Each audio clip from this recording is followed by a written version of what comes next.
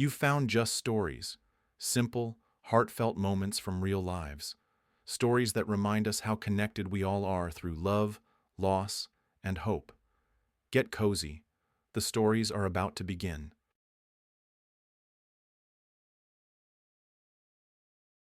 Olivia walked unhurriedly home from the bus stop. Spring was just beginning to assert itself, and the twilight deepened noticeably later. Just a couple of weeks ago, at this hour, impenetrable night would fall, but now the sky was only tinged with a delicate lilac haze. In her hands, pulling at her shoulders, she carried two heavy bags of groceries, ripe fruit for her daughter, fresh bread, a choice piece of meat from which she could make a rich borscht or a fragrant goulash, and of course the essential treats, because you couldn't do without them. Today had brought the long-awaited advance payment. Tomorrow was a day off, which meant Olivia and her daughter would have their traditional Friday movie night. Alice had already chosen some comedy. A faint smile played on Olivia's lips. Her daughter, that was who filled her life with true happiness, gave it fullness and deep meaning. That was Alice. She was now 8 years old. The girl attended a school near their home, brought joy with her successes. She was an excellent student. However, Olivia did almost no homework with her, only occasionally helping with extra projects, nothing more. The woman very much wished she could spend more time with her child, but she had to work a lot, a great deal, to provide for the two of them.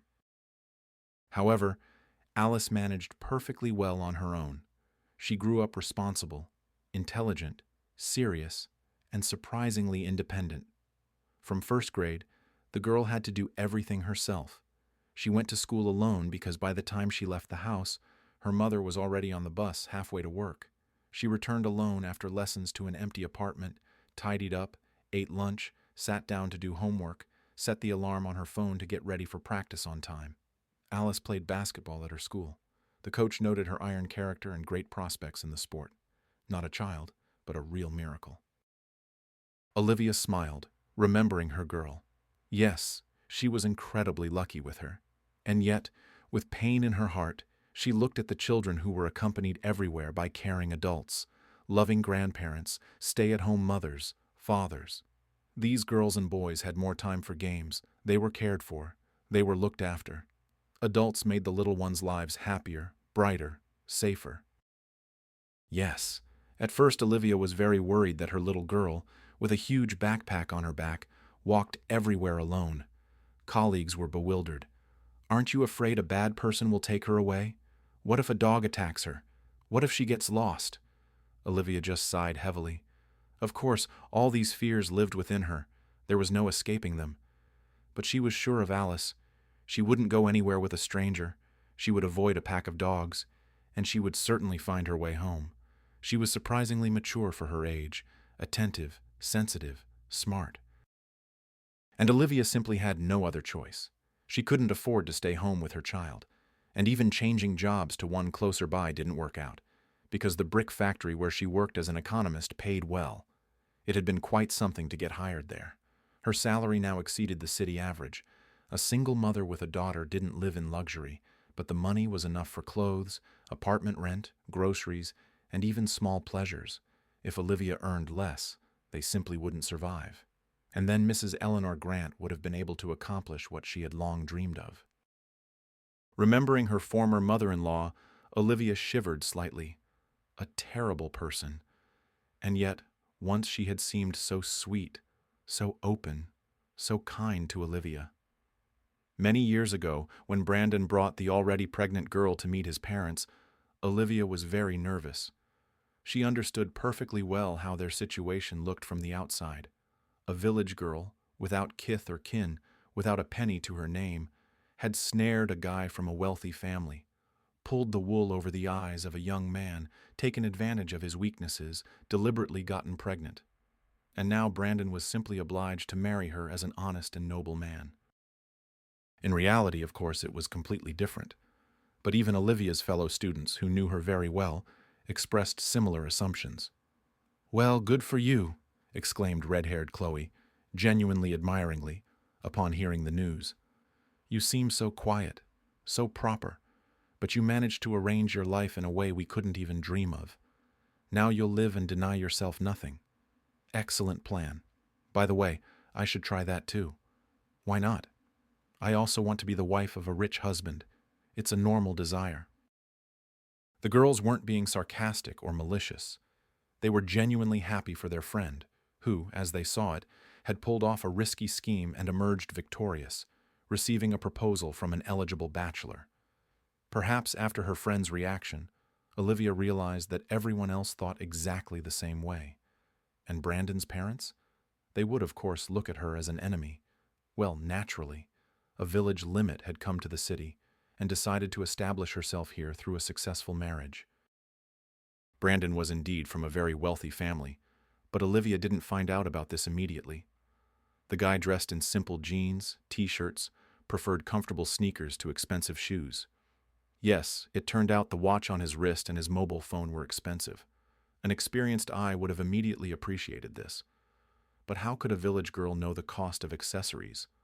A watch was a watch. A phone was a phone.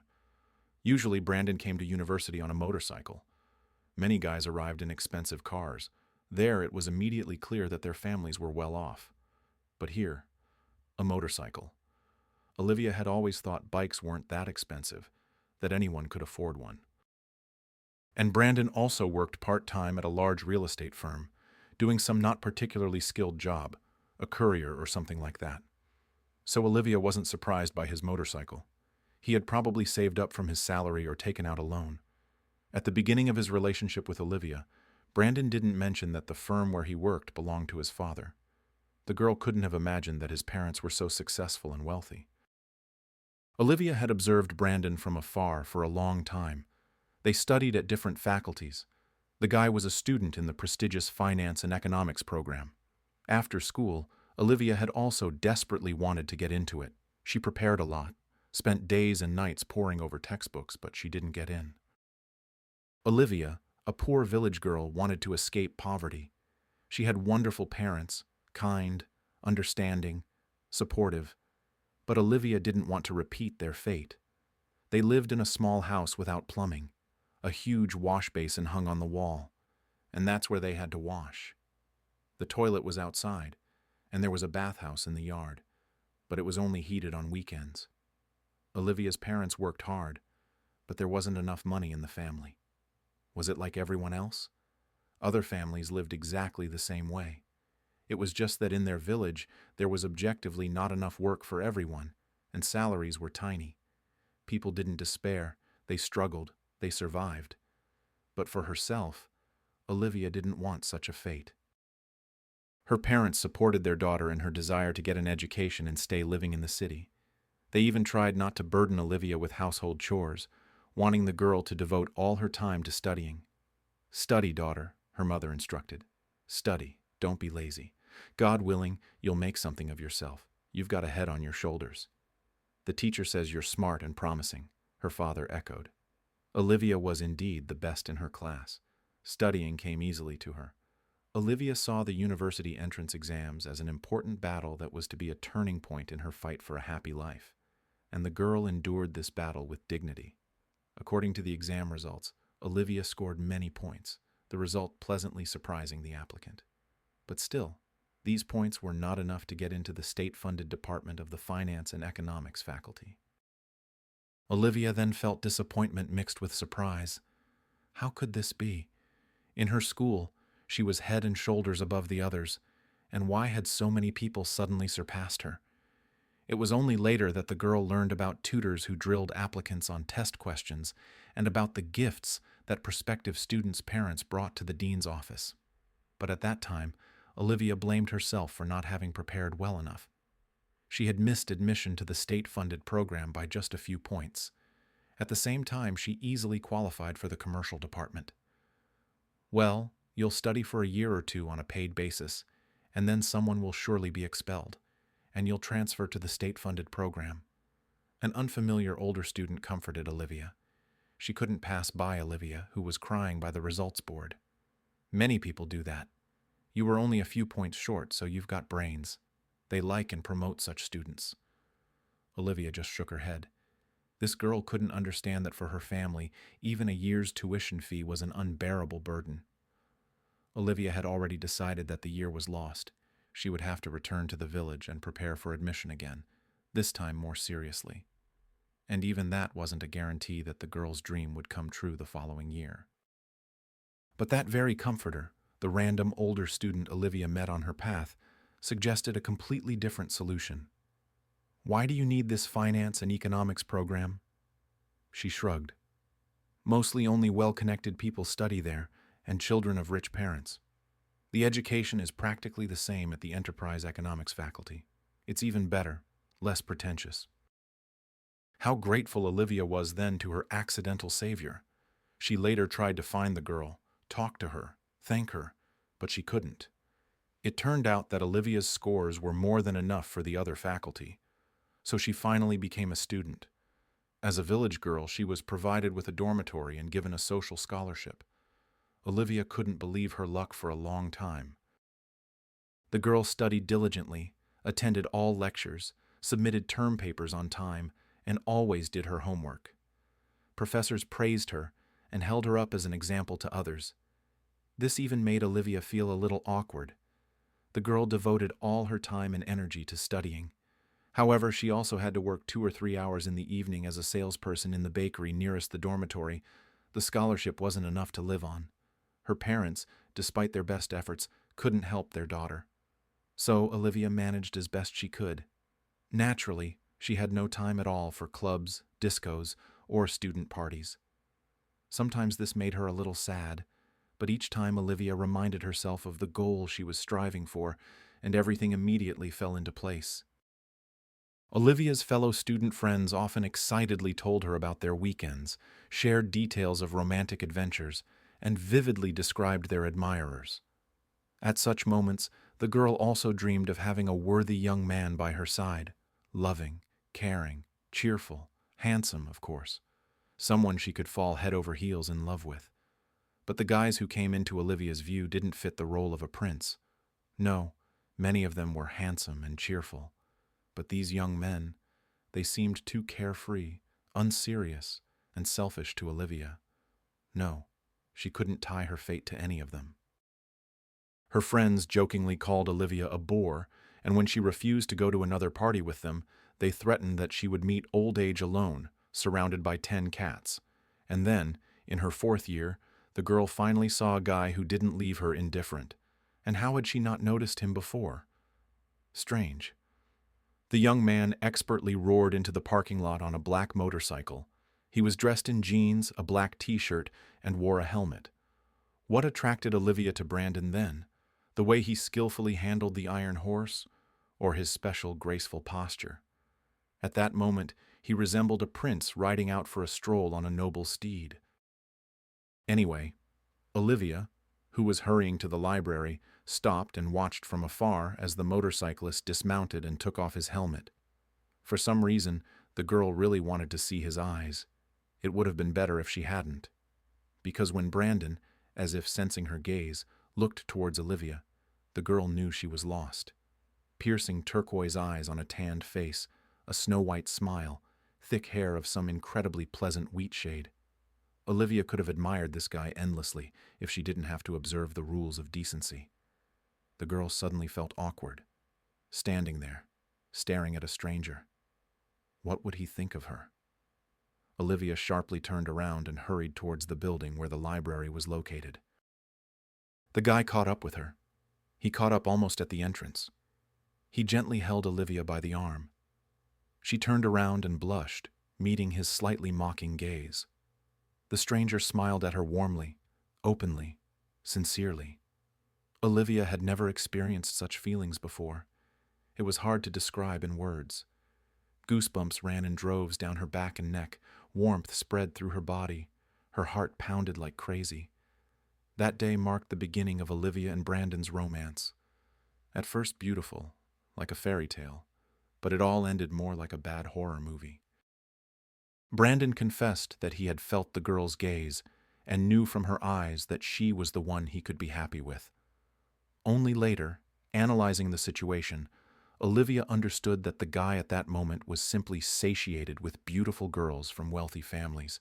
They were all spoiled, selfish princesses whom it was impossible to surprise or please with anything. And here was a simple, unsophisticated girl from the village, very pretty besides. Olivia looked at Brandon with loving eyes, hung on his every word, and admired everything he did or said. She was happy about such trifles as a simple bouquet of roses. She was amazed by the luxury of restaurant interiors. Brandon found it interesting to observe the behavior and emotions of an unspoiled girl. He was a person who opened a completely new world to the poor student. This was intoxicating, instilled a belief in his own power and uniqueness, tickled his ego. And of course, Brandon also developed some feelings for the girl for whom he was everything. Otherwise, it was impossible. But the guy never intended to make Olivia the center of his universe. However, Olivia only realized all this later, when the problems began. At first, it seemed to her that Brandon was performing one feat after another for her. The guy didn't spare money on his girlfriend. Olivia felt awkward about this. She even tried to refuse at first. If anyone, Olivia knew perfectly well that money didn't come easily. Brandon worked as a courier and earned money, but that didn't mean he had to spend everything on her. The guy just smiled at all her objections and gave Olivia another luxurious gift. Their relationship was sometimes like a romantic comedy, sometimes like a beautiful melodrama. Brandon was so sweet, so considerate. He courted her incredibly beautifully and always knew how to cheer the girl up. Olivia still devoted a lot of time to her studies, but now lectures and seminars didn't make up her whole life. Miraculously, there was enough time for everything, for dates with Brandon and for poring over notebooks. It was a wonderful, unforgettable time.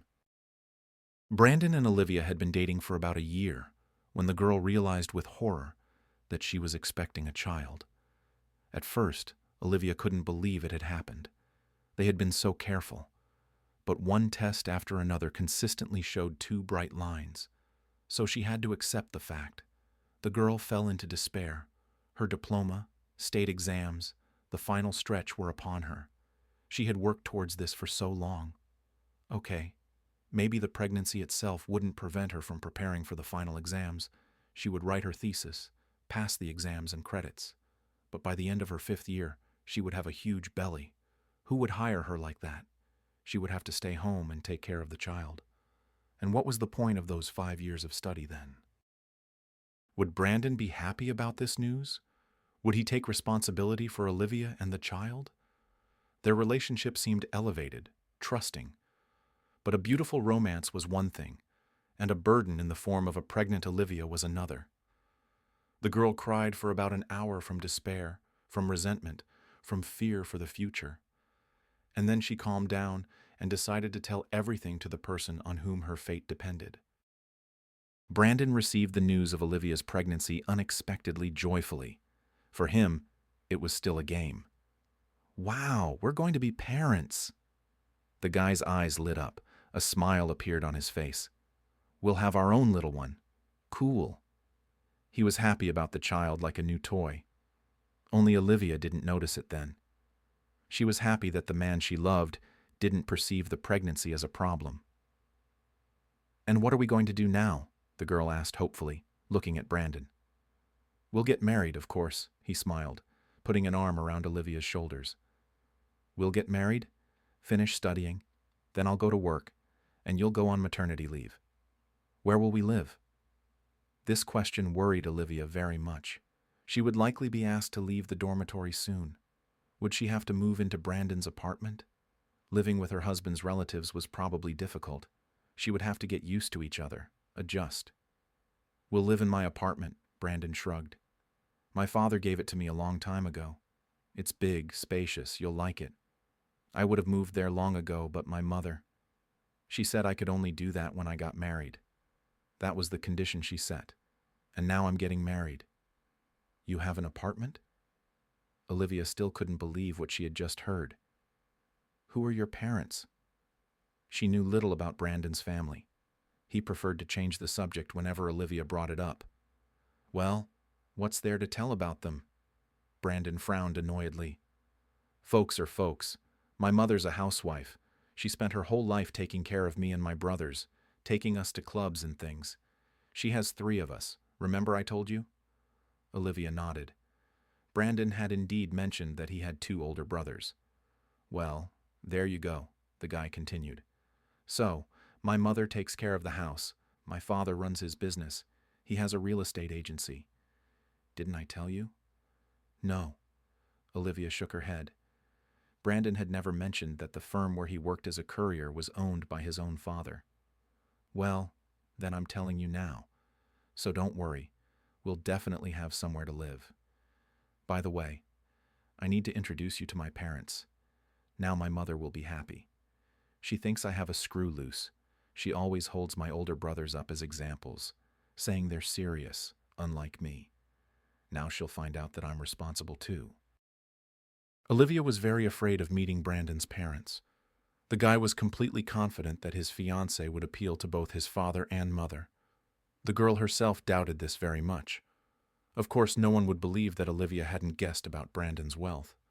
Look, even her friends thought she had deliberately gotten pregnant by a rich kid. What could his relatives say? But the introduction went more than successfully, despite Olivia being initially flustered by the luxurious interiors of the mansion where Brandon lived with his parents. A round table was set in the living room. Everything looked appetizing and appealing. But from nervousness, Olivia couldn't swallow a bite. Brandon's parents introduced themselves. Mrs. Eleanor Grant, her future mother-in-law, smiled openly at the guest. She had the same piercing turquoise eyes as her son. The girl was amazed by how Brandon's mother looked. This woman was much older than her own mother, but Olivia noticed no wrinkles on Mrs. Eleanor Grant's face. A slender, toned figure, flawless skin, a stylish, elegant dress. The groom's father also didn't look his age at all, fit, energetic. In conversation, Brandon's parents, despite all their wealth, turned out to be pleasant and simple people. Upon learning Olivia's story, Mrs. Eleanor Grant was delighted. "What a clever girl you are," she praised the girl. "You've already achieved so much through your own hard work. Amazing determination." "I need people like you," Mr. Arthur Grant joined the conversation. "I'll hire you after your maternity leave, so don't worry about work." Olivia couldn't believe her luck then.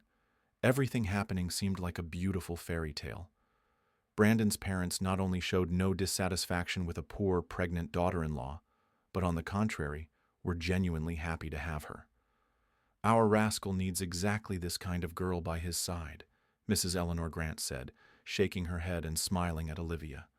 "Responsible, serious, hard-working. What a blessing that you met." Olivia didn't understand then why his parents called Brandon a rascal. He seemed like a perfectly serious and conscientious young man. Well, of course, he sometimes rode his motorcycle risky. There was that. And he spent a lot of time with friends. But Brandon was still very young and carefree. It was natural that he wanted to have fun. When else to do it but in youth?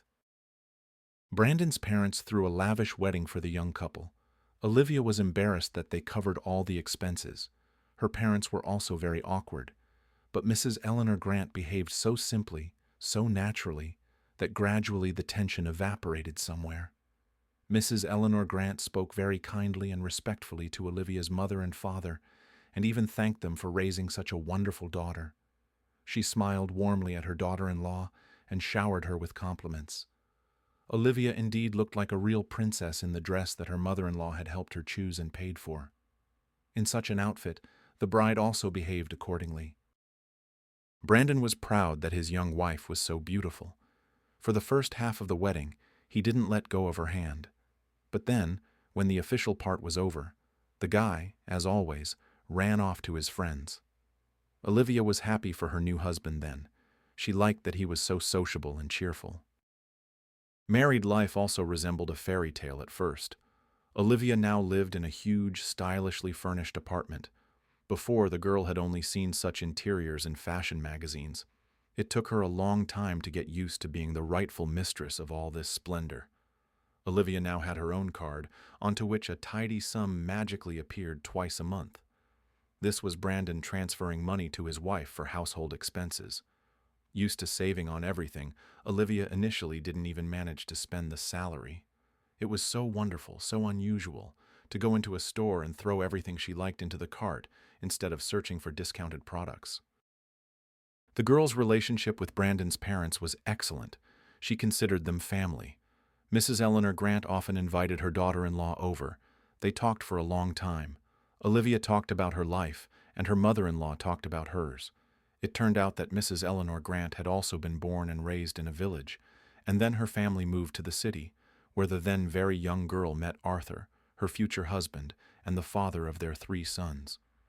He was just a simple accountant at the factory then, the woman recalled the past. It was later that Arthur started his business. I helped him, supported him as much as I could. So it's our shared brainchild. And Mrs. Eleanor Grant often said that she had always dreamed of a daughter. I wanted a daughter so much, but we only had boys. That's why the youngest, your Brandon, was born only because I was hoping for a girl. The last attempt. And here was another boy. And strangely enough, the most loved of all 3. Although at first, of course, I was very disappointed. I was sure I was carrying a daughter this time. Mrs. Eleanor Grant's 2 older sons gave her a total of 4 grandsons. So here, too, the woman didn't get to cuddle a beautiful little girl.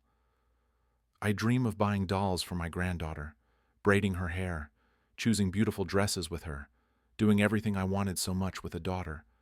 And here are boys again. Toy trains, construction sets, cars. No, I adore them, of course, but I really want something sweet, girlish, pink. Before this revelation from her mother-in-law, Olivia hadn't cared about the sex of her baby.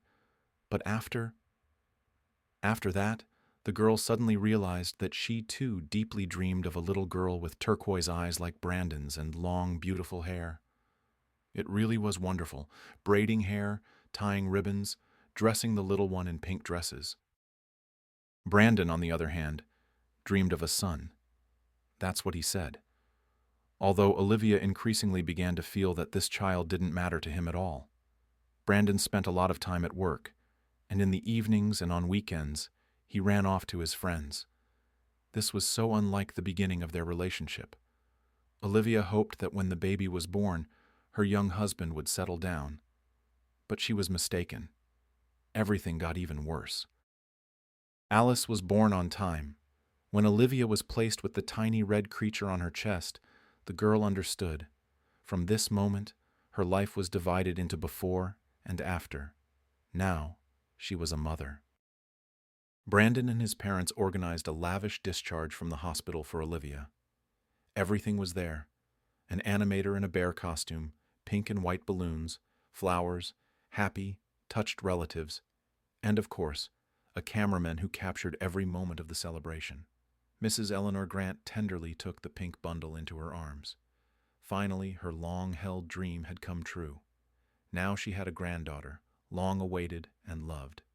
Brandon, of course, also seemed happy and even willingly posed for the photographer with his daughter in his arms.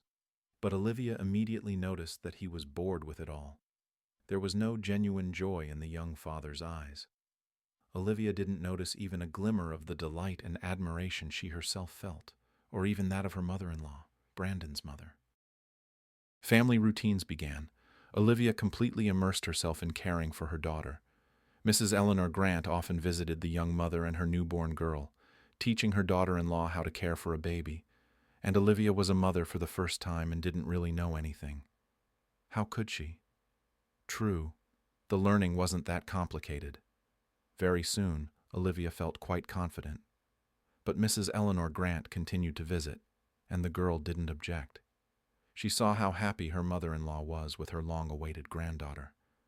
It was wonderful that someone else besides the parents loved the child, especially since Brandon wasn't very interested in Alice. His daughter rather annoyed him. He winced when the girl suddenly started crying, especially after bedtime, complained about sleepless nights. No, Brandon didn't get up when the child cried. Olivia always rushed to the little one. It was just that these nighttime commotions interfered with the head of the family's proper sleep. Brandon spent more and more time away from home. The young husband could even fail to come home to sleep.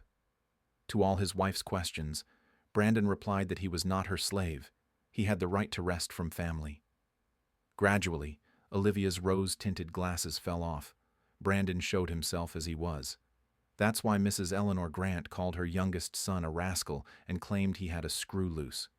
Brandon turned out to be completely unprepared for family life. The worries about a small child weighed on him. No, at family celebrations, he gladly held his charming, dressed-up daughter in his arms. Olivia saw that her husband was simply admiring himself and proud of his new role as a father.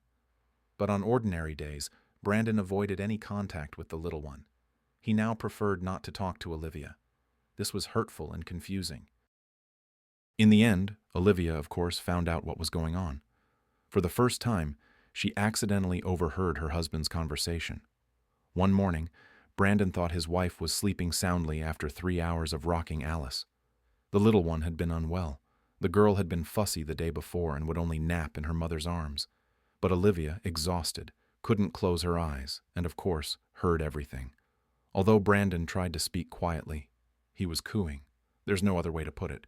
With some girl who seemed very young, calling her Bunny and my love, laughing at her remarks, promising that they would have fun soon. Olivia lay in bed, barely restraining herself from bursting into the kitchen and causing a scene. But it wouldn't lead to anything. Brandon had long since become practically a stranger to her. They lived together, yes. Brandon, importantly, fully provided for her and Alice. But what could she herself give her daughter if she left him now? So she had to pretend that nothing had happened. Since then, Olivia often noticed signs of Brandon's infidelity. Girls called him when he was home. The man barely hid it. No, of course, in his wife's presence, he spoke more reservedly than when Olivia, in his opinion, heard nothing. Brandon could return home in the early morning, explaining it all away as an important meeting with a business partner. At the same time, a bracelet from a nightclub often adorned his wrist, and Brandon's clothes frankly smelled of women's perfume. And sometimes the man would go on another business trip for 5 to 7 days. He would invariably return refreshed, rested, and sometimes even tanned, clearly under the southern sun. Olivia endured all this, feeling humiliated, crushed, lost, and broken during this period. She still loved Brandon and, until recently, believed that he had feelings for her too. Well, yes, he had cooled off a bit. It happens, especially after the arrival of a baby in the family. For some men, it's like a test of strength. But Brandon, it turned out he had an affair on the side, or probably affairs. He addressed his young and, without a doubt, beautiful interlocutors differently, sometimes Christy, sometimes Helen, sometimes even Caroline. Olivia, after putting tiny Alice to sleep, often cried, curled up in a ball in the armchair near her daughter's crib. The woman understood that she was in a desperate situation. Living with a husband who cheated left and right was unbearable. At the same time, Brandon had long since looked at her, his lawful wife, as if she were nothing. And when had they last talked soul to soul? Olivia couldn't remember that moment. She needed to leave him. Otherwise, the woman would soon completely lose herself. But what next? Where could she go with a small daughter in her arms? To a rented apartment again, of course. But she would have to go back to work. Alice was still tiny. She would surely get sick often in daycare, like all small children. Who needed an employee like a young mother constantly running off on sick leave? It was unlikely Olivia would find a job during this difficult period. Returning to the village was also not a great idea. Olivia herself had once made every effort to escape from there, and now to live again in a tiny house without proper amenities, and moreover, condemn her daughter to such an existence? No, she had to come up with something else. Her mother-in-law, Mrs. Eleanor Grant, continued to visit her daughter-in-law and granddaughter frequently. Each time she brought Alice lavish gifts, sometimes a dress from a renowned couturier, sometimes tiny gold earrings, sometimes an expensive doll, or some interesting game. It was clear that the elderly woman adored the girl. Olivia, as the mother of this long-awaited princess, also received gifts and attention. The sensitive Mrs. Eleanor Grant had long noticed that her daughter-in-law looked sad and thoughtful. She asked her directly many times, but Olivia always avoided answering. She said she hadn't slept well with Alice. She had a headache. No, Mrs. Eleanor Grant was a wonderful person. Olivia had no doubt about that at the time. But how could she talk about the humiliation Olivia had to endure day after day? But one day the woman realized she had to act. It happened on a rainy autumn evening. Brandon came home late. He told his wife he had a business dinner at a restaurant. Olivia pretended to believe him, as always. But then she accidentally saw a photograph. Brandon was scrolling through his phone feed, looking at something, and smiling happily. The woman only glanced at the screen and froze. There was a photo. In it, Brandon was posing with his arm around a beautiful blonde. She was smiling broadly and leaning affectionately against the man. It was a selfie.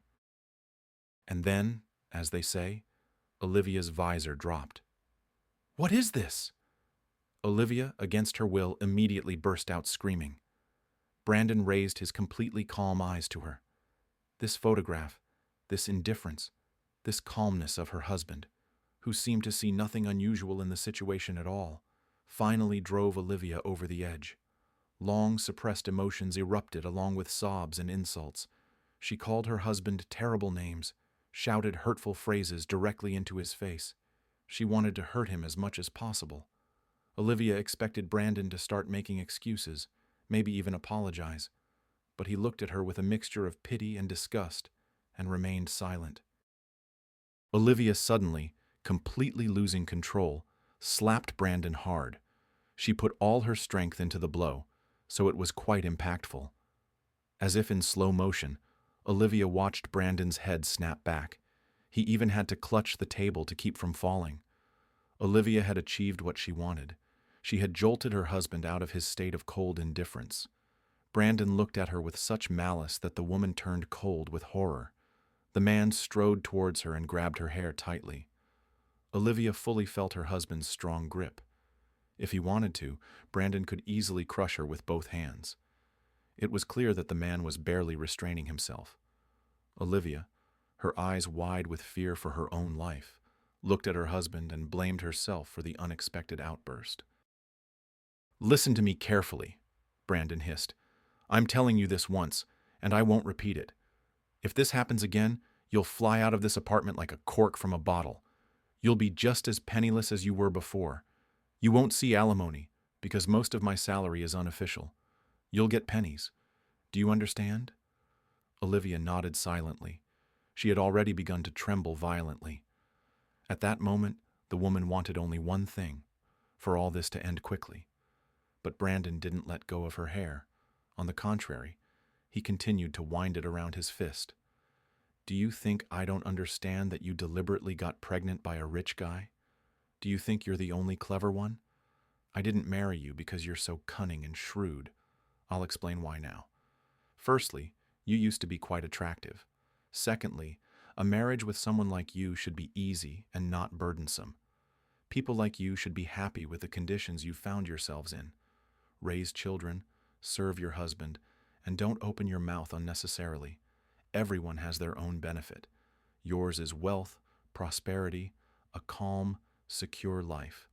Mine is freedom. Do I really need to explain this? Spell it out? Isn't it obvious to you?" Brandon forcefully pushed his wife away. Olivia stumbled backward towards the door. The man's eyes were still blazing with fury. Fortunately, he did restrain himself and didn't hit his wife, but he was clearly very close to it. Olivia understood at that moment. Such a scene would happen again and again. Brandon would find something to latch onto, and he could hit her. He could easily hit her, and he would do it sooner or later. After the incident, life went on as usual. Brandon also disappeared somewhere day and night. Now he didn't hide it, talking to his girlfriends right in front of his wife. Olivia was no longer just hurt. She was scared. She understood that she couldn't live like this for long. Such an existence was slowly destroying her, but there was no way out. Brandon was right. She had nowhere to go, nothing to live on. And then, in despair, Olivia made the biggest mistake. She turned to Mrs. Eleanor Grant for help. The woman believed that her mother-in-law treated her well. She gave gifts, always spoke kindly, constantly complimented her, saying her daughter-in-law cooked wonderfully and raised her daughter correctly. Therefore, Olivia never expected to hear such words from Mrs. Eleanor Grant. "Well, that's not surprising," she shrugged. "Brandon, he's been a rascal since he was young. I didn't expect it, no. I once thought. Hoped he would settle down, grow up. But now I see clearly. He's an eternal child. But what am I supposed to do?" Olivia looked hopefully at her mother-in-law. Perhaps she would suggest a way out? "Well, what now? Live as you are. Brandon will provide for you and your daughter from head to toe, I guarantee that." "Well, what can you do? That's the price for a comfortable life." "You won't even talk to him?" Tears welled up in Olivia's eyes. "I don't see the point." Mrs. Eleanor Grant shook her head. "You can't change Brandon. I can't live with him. I'll get a divorce." Foolish. Her mother-in-law seemed to be getting worried. "And how will you manage alone? Alimony will be pennies. You have nowhere to live." "I'll go back to my parents in the village. It's better that than enduring all this. Alice will grow up, then I'll think about how to move back to the city." "You'll take Alice?" Now Mrs. Eleanor Grant was seriously concerned. "So I won't see her?" "No, I won't deprive you of her," Olivia assured. "You can visit sometimes, or I can come to you. But I can't live with Brandon anymore. He's cruel, selfish. It's destroying me." "So I'll see my granddaughter when you graciously allow it," her mother-in-law clarified. It seemed she had ignored the words about her son. She only cared about Alice, her long-awaited beloved granddaughter, the object of her grandmother's pride and adoration. "Well, it seems that way. I'm her mother, so it's up to me to decide who my child sees and when." "You're mistaken, dear. It's a good thing you told me about your plans. The child will be left with Brandon in the divorce. I'll take care of that." "No!" Now it was Olivia's turn to be frightened. "Children are usually awarded to the mother in our country. That's how it always is." "Yes. But that's if the mother is capable of supporting the child. And what? You're going to deprive your daughter of normal living conditions? Take her to a remote village, to a house without amenities? And you don't have a job. But Brandon has a large, well-appointed apartment, and they'll draw up his salary documents however they need to. So assess your chances yourself." "But Brandon doesn't need her," Olivia exclaimed in despair. She hadn't expected such a turn of events at all. Just recently, the woman had considered her mother-in-law a future ally, a helper. To be honest, Olivia had hoped that after the divorce, Mrs. Eleanor Grant would help her with Alice both morally and physically. But it turned out that her mother-in-law had simply decided to take her daughter away from her. "But I need her," Mrs. Eleanor Grant said slowly. "I've dreamed of a daughter, then a granddaughter, my whole life. So many plans, so many hopes, and now I have Alice. And now you want to take her away? Oh no." Olivia still found the strength to leave her husband then. Alice had just turned 3. It wasn't easy. Olivia was greatly supported by her parents and aunt. With their combined efforts, they raised money so that their daughter and niece could rent an apartment in the city, well-maintained, clean, spacious, one that wouldn't raise questions from the guardianship authorities, which, of course, Mrs. Eleanor Grant contacted. Her relatives paid the rent for a full 6 months. During that time, Olivia enrolled her daughter in daycare and found a job.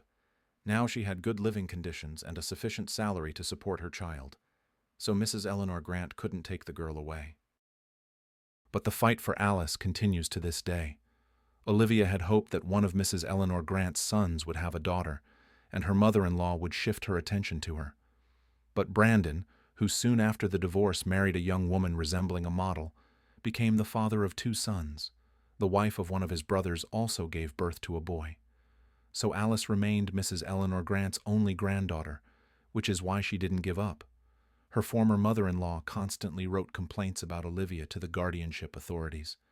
Sometimes she wasn't looking after the child. Sometimes she was too busy with her personal life. Sometimes she was cruel to the girl. Both Olivia and her mother had become accustomed to frequent visits from police officers or representatives of the guardianship authorities for inspections. Naturally, they found no violations. But Olivia lived in constant fear. What if Mrs. Eleanor Grant, a wealthy and influential woman, came up with something sooner or later, or finally orchestrated some situation? Olivia couldn't imagine life without Alice anymore. The girl was the center of her universe. Everything Olivia did was for her daughter. Brandon wasn't interested in Alice's affairs and didn't participate in her life at all, transferring tiny alimony payments from the official part of his earnings. And that was it. This approach from her father suited Alice perfectly. If he didn't interfere with communication, that was good, less hassle. It was a pity Mrs. Eleanor Grant wasn't so indifferent. Now Olivia was hurrying home. Alice was probably already waiting for her mother from work. Olivia had indeed been delayed. She had popped into the shopping center for a minute and ended up spending almost an hour there. So many new things, so many interesting things, and good discounts everywhere. Now Olivia was rushing home, skillfully weaving through the passers-by, of whom there were many near the shopping center at this hour. Suddenly, an old woman caught the woman's attention. Frail, hunched over, in an old coat, her head wrapped in a gray downy shawl, worn felt boots on her feet. The elderly woman's eyes were of an astonishing light blue color, as if slightly faded. The old woman was looking around, addressing one person after another, but people didn't hear or see her. Passers-by hurried about their business without slowing down, but Olivia couldn't pass by. Catching up with the old woman, she stopped. The grandmother seemed to understand that she finally had a listener. She looked Olivia directly in the eyes and whispered in a quiet voice, "Daughter, please help. I'm in a desperate situation." Olivia saw that this was indeed the case. Judging by the old woman's expression, she was in a state close to panic. "What happened?" Olivia asked in the softest possible tone. "I came here for meat," the elderly stranger began to explain. "You know, there's a good place in the basement here. Well, so, while I was going back and forth, I put my hand in my pocket, and the wallet wasn't there. And only then did it dawn on me. I left it at home, didn't take it, left it on the bedside table. It's all Jasper, the cat. While I was chasing that scamp from the street, everything just flew out of my head. Okay, I had money for a one-way ticket in another pocket, so I got here without a problem. But I don't know how to get home now." "So you need money for the bus?" Olivia clarified. "I do," the grandmother said, embarrassed. "It's awkward to ask like this, begging like a pauper. But what can I do? Bus drivers are mean now, they won't just take you. And I need to take an intercity bus too. I live outside the city, in a dacha settlement. I tried to go back, asked a driver if he would take me without money. He gave me such a dressing down in front of all the passengers that I'm afraid to ask another one now." "And no one among the passengers helped?" Olivia was genuinely surprised. "No," the old woman sighed sadly. "Well, there weren't many people there, luckily. Otherwise the driver would have shamed me so, it's all right. Of course I'll help you." Olivia readily reached for her wallet. "Daughter, thank you so much. God grant health to such a good, caring person." The elderly woman was almost crying with gratitude. "Give me your address or phone number. Better write it down. My son will transfer the money to you later." "It's not necessary," Olivia smiled. "It's not hard for me to help. Good people helped me in a difficult moment too, so thank you, my dear." Olivia nodded and continued on her way. She was in a hurry. Alice was waiting for her at home. Olivia had a wonderful evening with her daughter. They indulged in ice cream and pizza, watched movies, cuddling on the sofa. At such moments, Olivia felt happy, protected. What warm and cozy evenings they were. The woman waited all week for Friday precisely so she could relax and unwind like this in her daughter's company. Sometimes, very rarely, on weekends, Olivia would go out somewhere with friends or colleagues, to the cinema, a bar, a nightclub. If Mrs. Eleanor Grant somehow found out about this outing, a mandatory visit from the guardianship authorities would immediately follow. And how did her mother-in-law manage to find out about her former daughter-in-law's personal life? Was she spying on her? Her friends thought it was high time Olivia found herself a man. Young, beautiful, her colleague Joanne persuaded her. But always alone. You can't live like that. Alice will grow up. She'll start her own life. And what about you? Will you be left alone? Olivia just smiled and shook her head. After Brandon's betrayal, all men seemed like deceivers to her. No, she didn't want to date anyone at all, go on dates again, hope again that she had met the ideal person, and then be bitterly disappointed. Oh no. And Olivia honestly didn't have time for romances anyway. Work, child, household chores, and problems, all on her fragile shoulders. No thank you. She wasn't up to it at all. Saturday morning in Olivia and Alice's family always started late. Mother and daughter preferred to sleep in after a hard work week and getting up at 6 in the morning. But this time, the sleepy silence of the apartment was broken by a sharp, piercing ring. Olivia struggled to open her eyelids and looked at the clock. It was only 10. I wonder who decided to bother them so early on a Saturday. Neighbors, probably. The woman reluctantly got out of bed and put on her bathrobe. A sleepy Alice was already coming out of the children's room. She looked so sweet, so funny in her silly bear pajamas. Well, the morning visitor hadn't let the girl lie in bed peacefully.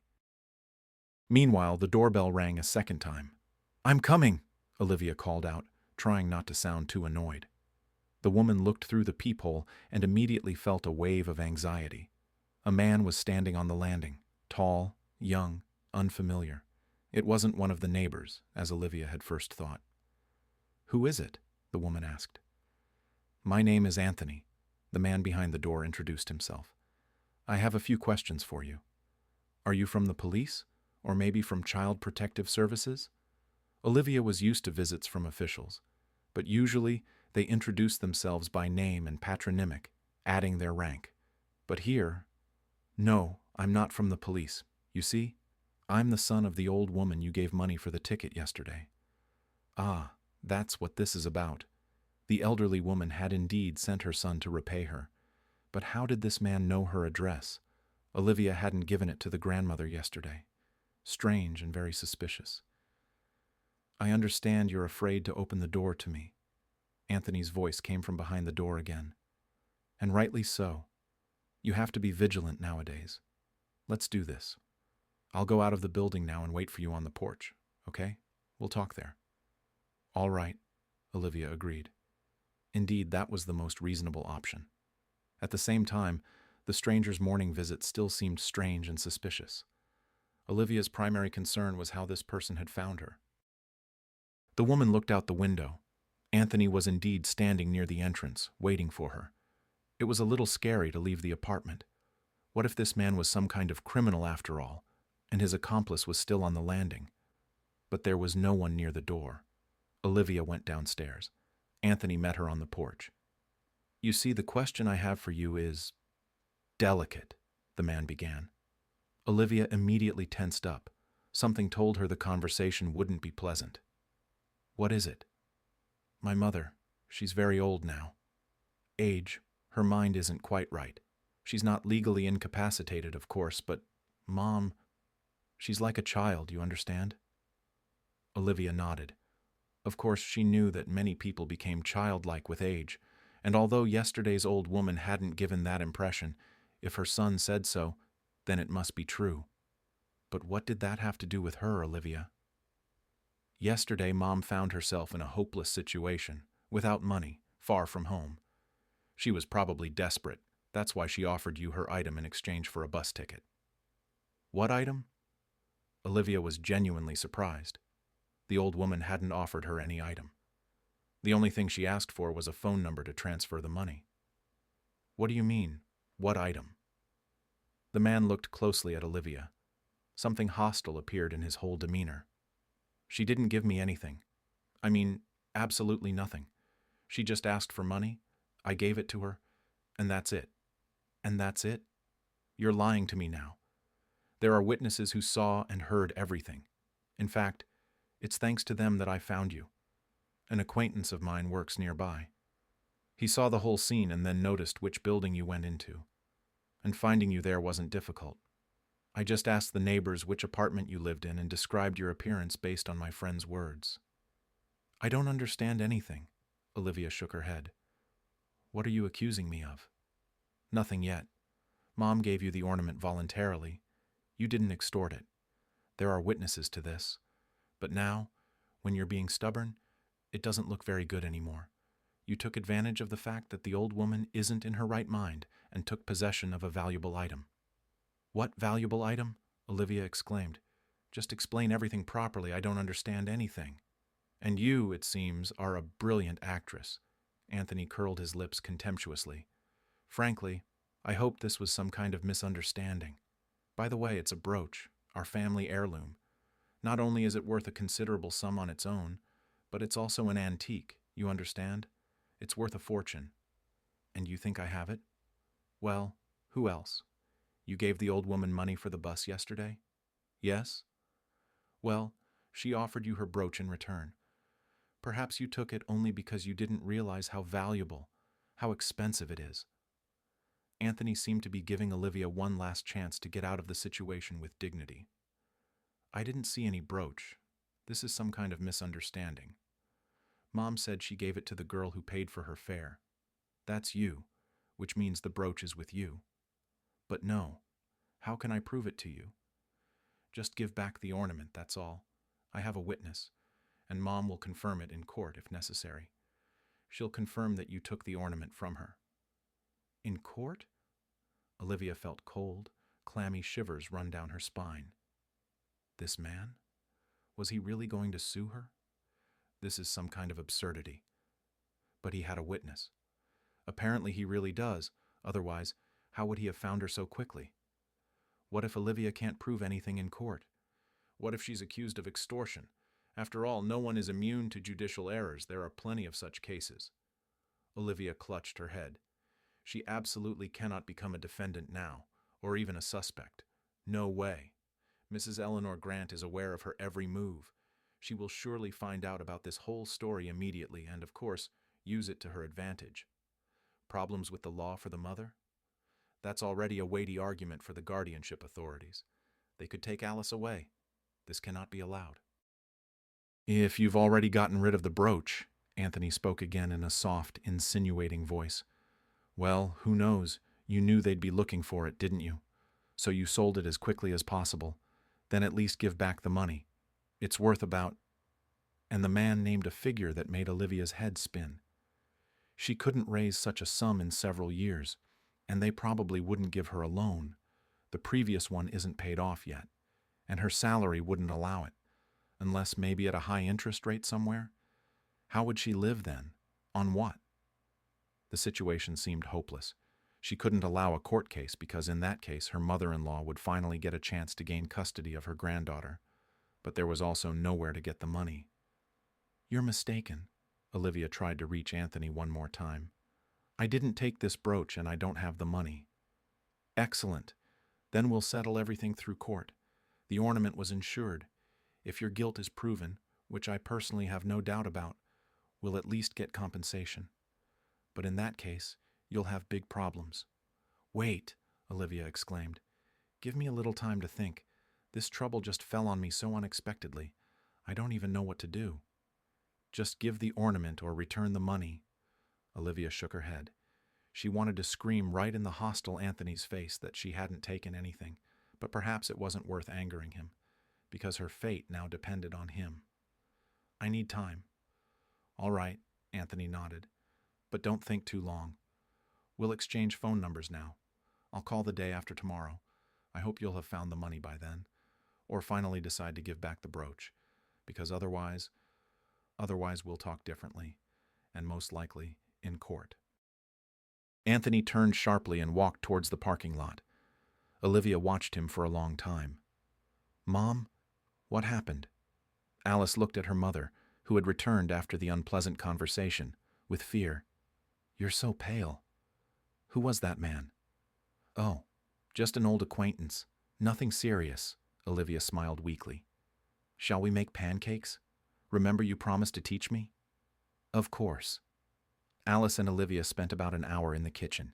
The girl cheerfully chattered about her friends and teachers. The woman nodded, smiled where necessary, expressed surprise where needed, praised her. But Olivia's thoughts were far away. She was thinking about how to get out of this strange situation. Anthony won't give up. That's obvious. He's got it into his head that Olivia stole the expensive brooch. Nothing will dissuade him. That old woman? Why did she say that about her? Maybe the grandmother really isn't in her right mind and doesn't know what she's saying. Or did the elderly woman, having lost the brooch, invent a story for her son so he wouldn't scold her? Judging by how Anthony behaved, he can be tough, even cruel. A cold gaze, abrupt movements. Anyway, Olivia needs to figure something out now. She absolutely cannot become a suspect at this moment. It's still unknown whether she'll be able to prove her innocence. There's only one option left. Find the money. But where? There's no one to help Olivia. Her parents themselves live in poverty. Her salary is decent, of course, but the debt that suddenly fell on her won't be covered even in several years, and a loan is unlikely. There was one way out. Turn to Brandon. The main thing is that the man doesn't blab to his mother, and she'll quickly figure out how to turn the situation to her advantage. She's long dreamed of taking Alice. And Brandon? He doesn't need his daughter, that's for sure. He won't fight for her. She'll have to swallow her resentment and pride and call her ex-husband. How hard is this? How unbearably hard. Well, what can you do? Brandon never participated in his daughter's life, except for the meager alimony payments that landed on Alice's card every month. Maybe just this one time he could help? For him, the sum Anthony is demanding isn't that big. Olivia sent her daughter to watch cartoons and dialed a number she hadn't used in many years. Brandon answered immediately. "Hi, we need to talk." "Is something wrong with Alice?" Brandon asked in a rather indifferent tone. "No, but it concerns her too. Something has happened to me." They met that evening at a cafe. Brandon had once invited Olivia here for dates. Wonderful strawberry eclairs used to be sold here many years ago. However, they weren't on the menu now. "So, what's happened to you?" Brandon's whole demeanor showed he had little time. 5 years had passed since their divorce. Brandon hadn't changed much during that time. He still looked like a carefree guy from a youth series, a stylish regular at nightclubs. Perhaps Mrs. Eleanor Grant was right. Brandon was an eternal boy. Olivia briefly told her ex-husband what had happened to her. A mocking look appeared in Brandon's eyes. "Yes, something like this could only happen to you. He's a typical fraudster. Scare him with a police report." "He's going to file a report against me," Olivia sighed. "And I can't get involved with the police. You know why, your mother. She's just waiting for the right moment to take Alice." Mother. Brandon sighed sadly. "That's true. I'm fed up with it too. She's always nagging me to sue for my daughter. Why would I need that? And a child is always better off with her mother." Olivia nodded and then asked again, "But will you help me? Will you lend me money? Without interest? I'll pay it back little by little from each salary." "No," Brandon replied. "I'm not going to sponsor criminals. He'll demand even more later. That's the kind of people they are. You can't feed them." Olivia sighed. She already understood that she wouldn't get help from Brandon. And anyway, contacting him was a mistake. "When he calls you, tell him you've already filed a report against him at the precinct," her ex-husband advised finally. Then he paid the bill and left the cafe with long, sweeping strides. And Olivia was left alone with her problem again. Yes, she understood that Anthony might be a fraudster. But what if he wasn't? She absolutely couldn't take the risk, because Mrs. Eleanor Grant. She wasn't sleeping. Just recently, her mother-in-law had reported to the guardianship authorities that her daughter-in-law was out partying at night and not taking care of her child. And all because Olivia had gone to a friend's birthday party. Alice had indeed stayed home alone at that time. She had brushed her teeth, made her bed, and gone to sleep herself. Olivia returned when her daughter was already asleep. How did Mrs. Eleanor Grant find out about everything? Very simply, she saw a photo that included Olivia on one of her friend's pages, matched the dates and times, and used the picture as evidence. Olivia was indeed advised then to hire a nanny for such cases, but she was also sympathized with. Living under such close scrutiny from a former mother-in-law was difficult. Mrs. Eleanor Grant increasingly frightened Olivia with her persistence and desire to take her granddaughter. If she found out about a court case now, she would use all her connections to fulfill her long-held dream. No, Olivia wouldn't give her that chance. What should she do? The woman decided to walk home. The way wasn't short, but the weather was wonderful. Spring. The sun was shining. Birds were singing. The sky was clear and very blue. Not a cloud in sight. The snow was melting literally before her eyes. Bare patches had already appeared on the asphalt. Before, Olivia always felt a kind of spiritual uplift at such moments. Nature was waking up. Her favorite time of year, summer, was not far off. But today her heart was heavy. An utterly overwhelming problem had suddenly fallen upon Olivia. How to solve it? Look for money or try to prove to Anthony that she had nothing to do with it? Both options seemed unworkable. Olivia wandered past the very shopping center where she had met the old woman. Imagine, they had to run into each other that evening. If Olivia had gone home later or earlier, none of this would have happened. She would have lived peacefully, enjoying the coming spring, the sun, the upcoming vacation. And suddenly the woman stopped as if struck by lightning. She even blinked several times to make sure she wasn't imagining it. The very same old woman was walking across the parking lot. The coat, the downy shawl, and the eyes of an incredible light blue shade. Next to the grandmother, carefully supporting her by the elbow so she wouldn't slip on the melting snow, walked a young man. And this was not Anthony. He was short, fair-haired, with a pleasant open face and eyes exactly like the old woman's. He was smiling and telling the elderly woman something. She listened attentively, occasionally interjecting comments. The pair was walking away. They would probably get into this man's car soon and leave. No, this couldn't be allowed. Fate itself had given Olivia a unique chance to get out of a difficult situation. Now she would talk to the old woman, and perhaps everything would become clear. Olivia hurried after the man and the elderly woman across the parking lot. Perhaps they are working with that man. Now Olivia is in for another unpleasant conversation. But it's worth trying, isn't it? Wait, Olivia called out to the old woman and the man when they were almost out of sight around the corner. The elderly woman was the first to turn around. For a moment she scrutinized Olivia, squinting her nearsighted eyes, and a smile lit up the old woman's face. Apparently she recognized the passerby who had given her money for the fare a couple of days ago. The man, however, saw Olivia for the first time and therefore looked questioningly at the stranger hurrying towards them as fast as she could. "Hello," Olivia breathed out, catching up with the pair. "Good day," the man greeted. "Hello, daughter," the grandmother smiled warmly. "I recognized you. You were the one who helped me then. Thank you very much." The man, finally understanding what was going on, also smiled. "So you were the one who didn't pass by my mother then? She told me how desperate she was, and people just rushed past and didn't pay attention to her. Only you responded. So you are also her son?" Olivia clarified. "What do you mean, also?" The grandmother was surprised. "Victor is my only son, born late, long awaited. Before him I only had daughters. I have 4 daughters, all much older than my son. The older ones are grandmothers themselves now. What about Anthony?" Olivia stared wide-eyed at the mother and son. "What Anthony?" The old woman frowned. "I don't think I know anyone like that." "Did something happen to you?" Victor finally guessed. "And is it somehow connected to that time you met my mother? Is that right?" Olivia nodded silently. She didn't understand anything yet. One thing was clear. Anthony was indeed a fraudster, and now she knew it for sure. But many questions remained. And the main one, how to act now. Anthony is a fraudster. Olivia has come into his sights. Who knows how he'll behave? What if he starts threatening her?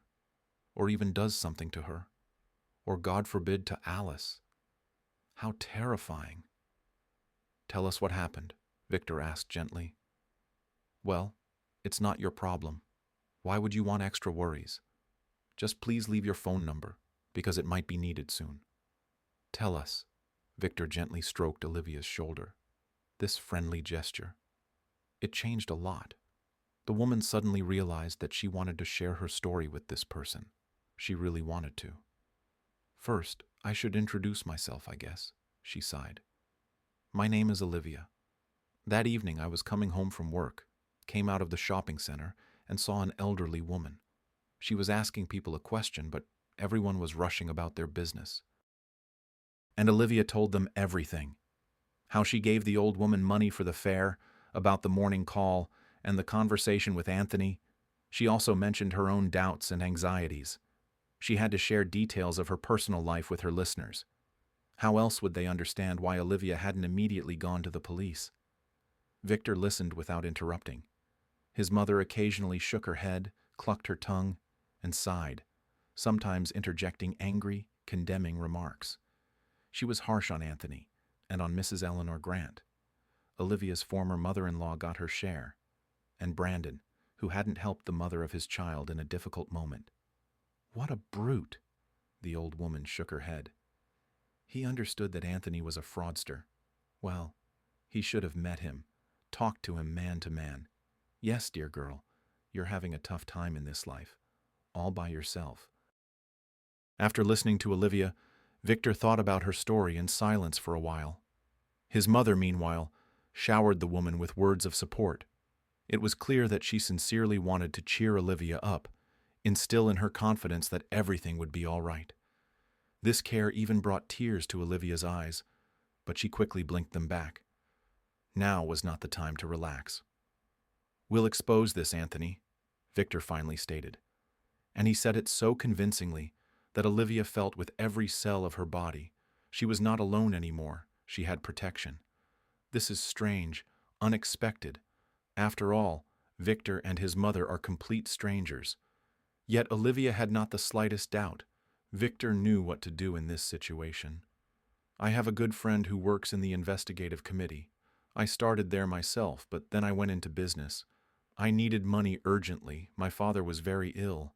I'll call my friend right now, and I'll keep you updated on what happens. You'll have to come in and give a statement. When exactly? I don't know yet, but definitely soon. Olivia nodded.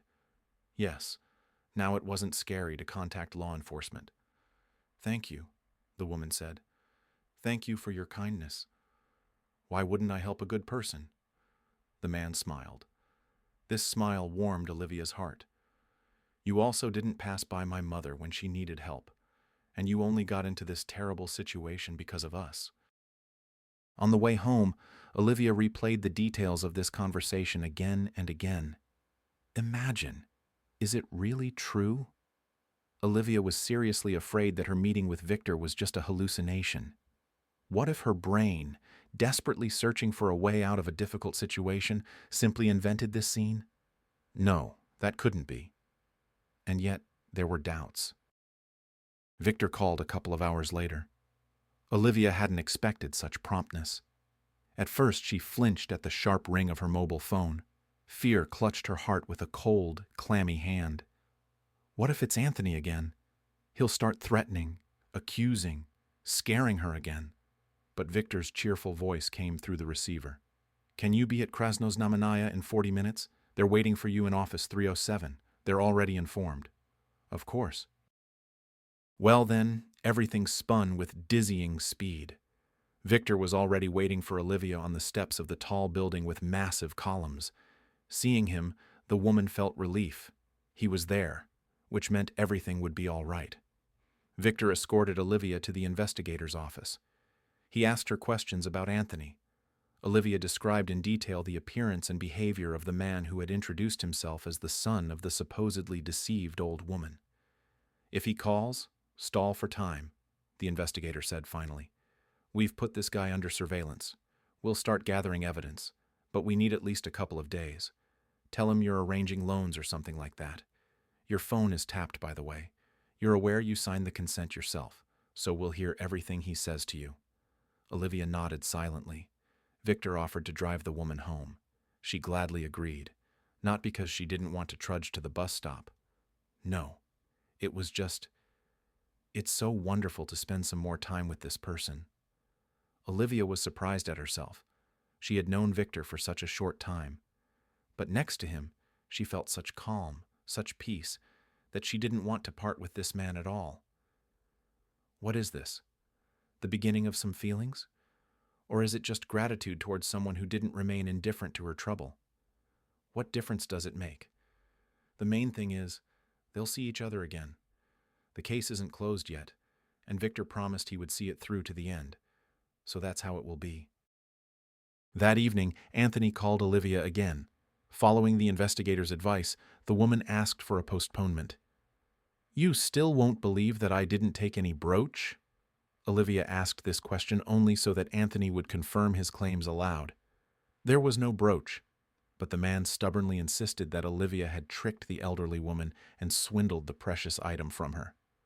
"Aren't you tired of pretending?" Anthony hissed. "The brooch is with you. You took it from my mother, taking advantage of her helpless state, and now you're denying it. I'm calling the police." "No," Olivia pretended to be scared. "I can't be under suspicion right now. The situation is such that it's easier to pay the money. I've already started applying for a loan, but the process isn't quick. You'll have to wait." "How long? About 2 days?" "All right, I'll call again." And Anthony hung up. Olivia sighed with relief. She had succeeded. She had managed to gain a couple of days, as the investigator had asked. The rest of the evening passed as usual. Olivia helped her daughter with another project. They made dinner together, played a little Monopoly. Olivia tried not to think about Victor, but she couldn't help herself, remembering his light blue eyes and wide smile again and again. The woman chided herself.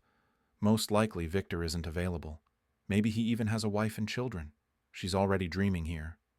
If so, then his other half is lucky. Being with such a person is great happiness. The next day also flew by.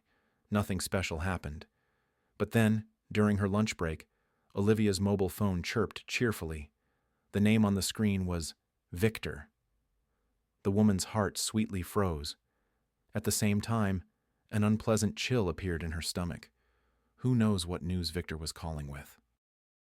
The man suggested meeting at a cafe near the building where Olivia worked. The woman, just in case, warned her boss about a possible late return from her lunch break and hurried to the cafe. Victor was already waiting for her at a table. He looked calm and happy. From his expression, Olivia immediately understood. Everything was all right. The woman involuntarily admired Victor.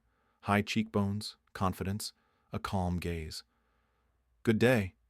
Victor stood up from his seat and pulled out a chair for Olivia. Pure gallantry. "I have some news. Good news. More than good. I'll start with the main thing. Anthony has been apprehended. It turns out he had many victims under investigation simultaneously. About 5 right now. And that's only the ones we've managed to identify." 5? Olivia, strangely enough, was even a little pleased by this information. So it turns out she's not the only naive fool who fell for Anthony's hook. 5, Victor confirmed. And then he shared details about the man who had demanded the expensive antique brooch from Olivia. It turned out he had grown up in an orphanage. Anthony didn't want to work in the profession he had learned there. A plasterer and painter has to work hard, and Anthony didn't like that. He liked a beautiful life and easy money. At first, the guy was a pickpocket. He got caught a couple of times, but in both cases, he was lucky. The victims were moved by the orphan's pitiful story and withdrew their statements. Anthony realized that working in that role was risky, so he started acting more subtly. The young man figured out that there were many trusting and simply foolish people in the world, and that's who he could make money from without much effort. Anthony began to trick people over the phone. Many, without going into too much detail, transferred quite decent sums of money to the guy's cards. Anthony was sometimes surprised by the size of the transfers himself, but over time, it became more difficult to work. It was too risky, hard not to leave a trace. Anthony was invited to work for companies that specialized in such phone calls, where the risk of being caught was minimal, but Anthony dreamed of a solo career. The guy had no lack of imagination or attentiveness. He liked inventing new schemes, composing incredible stories. This was, apparently, how Anthony's creative side manifested itself. The situation with Olivia was particularly interesting. He had accidentally seen her in court once. She had ended up there again because of her former mother-in-law. The woman had easily proven then that she was quite capable of raising her daughter independently. But Anthony immediately realized Olivia clearly wouldn't want to become the heroine of a detective story, to come under police scrutiny. And that meant she was an excellent potential victim, someone who wouldn't just not report Anthony, but could also be scared with the police. Here, Anthony hit the mark. He knew how to draw conclusions. So Olivia became a potential victim. Now Anthony occasionally followed her, waiting for a convenient moment. But the opportunity never presented itself. Olivia's life was measured, monotonous, even boring, in Anthony's opinion. The guy wasn't worried.